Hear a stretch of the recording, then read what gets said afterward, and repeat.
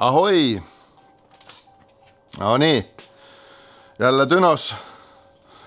Ja mis me siin teeme?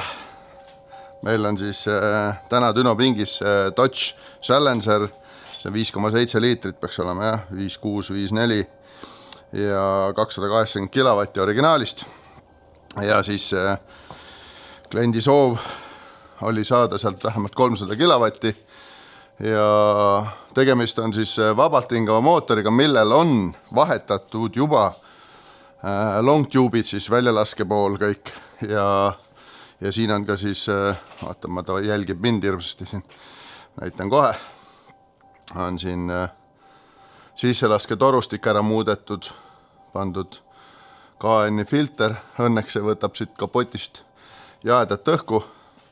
Läbimõõt on veidi erinev. Ja sellest tulenevalt siis on kütusesegud ka muidugi paigast ära praegu hetkel.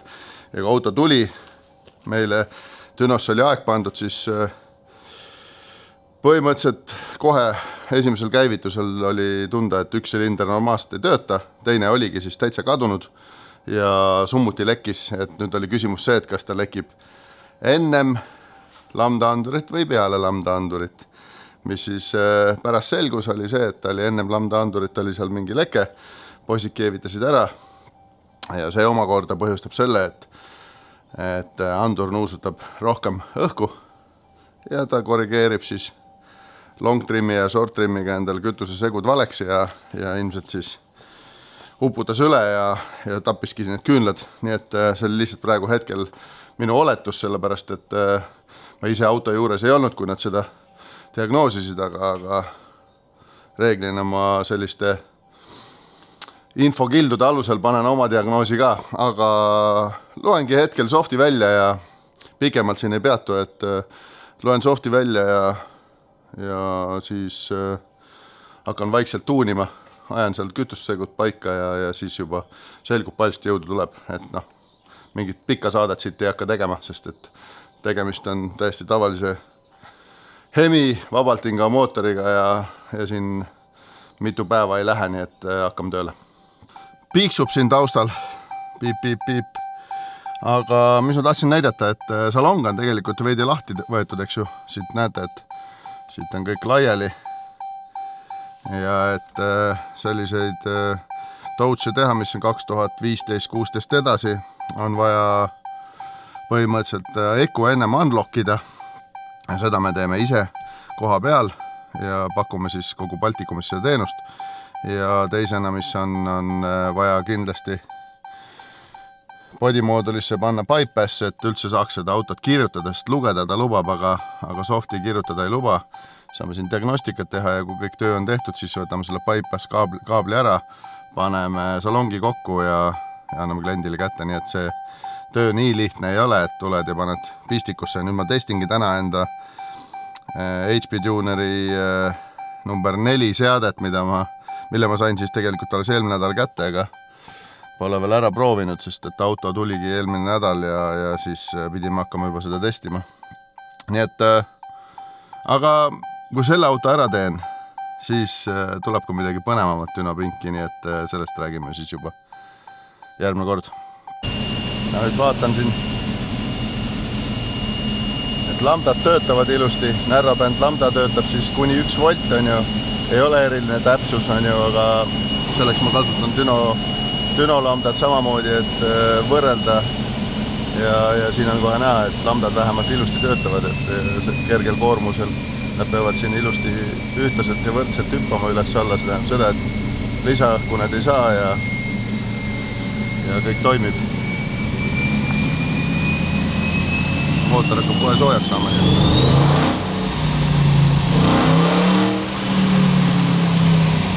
Saab baastõmbe ära teha, et vaadata, mis see hobujõud teeb.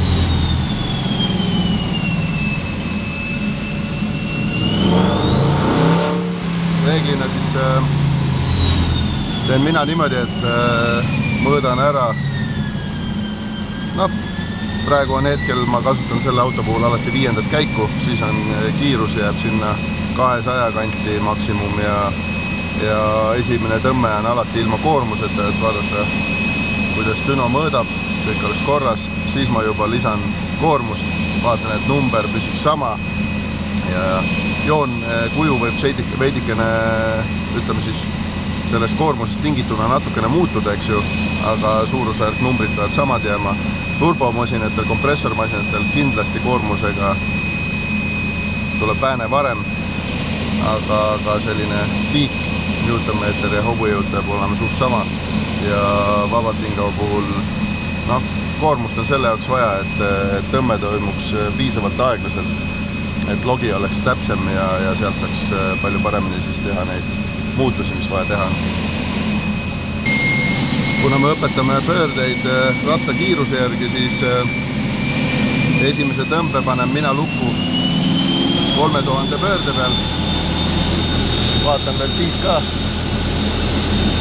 Ja see on sellepärast, et siis on käiguhästi turbiin 100% lukus, rehv on juba natuke suuremaks läinud ja saab täpsema tulemuse, siis ma teen esimese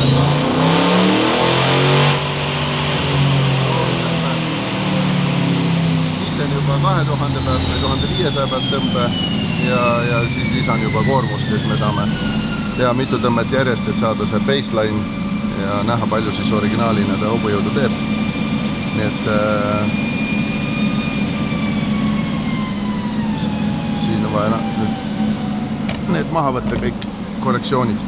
Vaatame, mis ta ratas teeb. Põhimõtteliselt siis paneme logi käima. Paneme 2000 pöörde peale umbes, see tundub mõistlik selle auto puhul. Vajutame nuppu, vaatame, kas seal ka 2000 on. Ja, seal on ka 2000 pööret. Ja nüüd paneme düno käima ja mõõdame.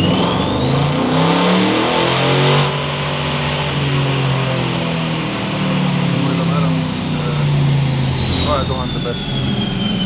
2000 pöördest alustades, siis milline see graafik välja näeb, eks ju. 267 ennem ja kui te näete, siis nad jooksevad täpselt ühte triipu. Kui ma alustan 3000 või alustasin 2000, üleval otsas nad saavad täpselt kokku 267, 268 ja düno mõõdab täpselt. Nii, nüüd ma teen sama tõmbeid juba väikese koormusega, panen sinna 10% koormust või siis 15 ja teen veel paar tõmmet ja vaatan, et need kokku läheks ja siis saab juba hakata tuunima. No nii, põhimõtteliselt koormuse all tegi ta siis 10 kilovatti rohkem ja seda üleval pöördes, seda 4500 pööret ülesse poole tegi siis natukene koormuse all rohkem kilovatti ja ilmselt on põhjus selles, et ilma koormuseta kadus siis koormus ära või tähendab ilma koormuseta ei ole tal siis sellist koormust seal üleval otsas, et suudaks seda hobujõudu hoida. Veereb põhimõtteliselt ülesse piirajasse, aga koormus all tegi ilusti 276, 278 ja tegin 3 tõmmet järjest, sain ühte auku, nii et nüüd siis hakkame tuunima ja vaatame, palju siis siit välja võlub.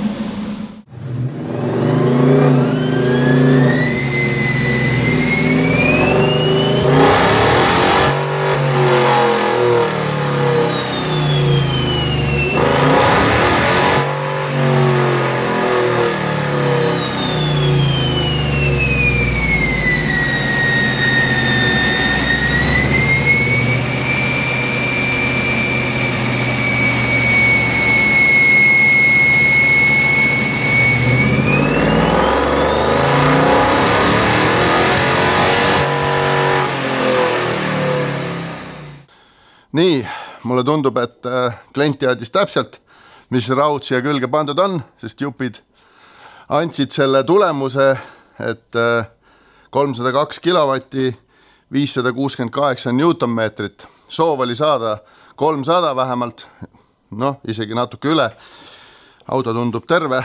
Natukene maadlesin sellega, et see välja lasesin long tube, see teeb veidikene müra ja siis tekib selline vale knokk natukene ja raustasin seda andurit ja sain täitsa toimima, nii et ma viimased 5 tõmmet tegin kõik sinna 1-2 kilovati sisse ja täitsa kuumatest õnnestus ja muud ei olegi. Nüüd ma lähen tööle, mul on seal chip tuuningut päris palju teha ja Lauri tuleb, võtab auto maha ja siis ma lähen juba käin tänaval ka ja kui seal ka kõik korras on, siis kutsume kliendi järgi. Ma vajutan põhja ka.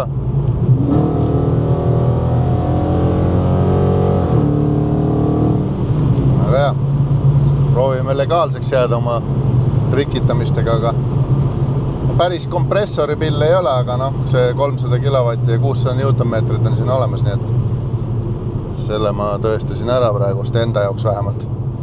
Et ma veel jään korra seisma, vaatan logise ka, aga võtame siit kokku.